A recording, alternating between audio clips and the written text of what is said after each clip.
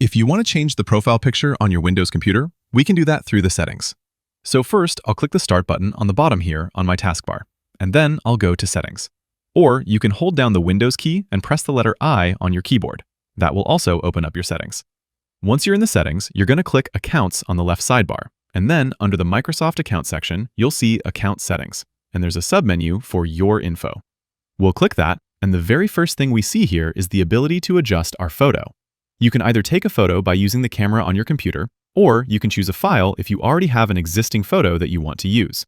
I have a photo in my Downloads folder, so I'll navigate there, and I'll select that to be used as my profile photo. Boom, now that's the profile photo on my computer. You'll see under the account settings here how mine says this is a local account. If you're logged into the computer with a standard Microsoft account, meaning you log in using something like an Outlook email or Hotmail email, changing this photo will automatically sync and change it across all the different Microsoft services and platforms. So if you're using something like Xbox, OneDrive, Microsoft Teams, or Skype, those would all update with the new picture if you change it here. If you only want the photo to change on this one specific computer, you need to switch your Windows profile to a local account instead. Anyways, that's how you change the profile photo on Windows computers. Click that like button if this helped you, subscribe for more guides like this, and yeah, thanks for watching.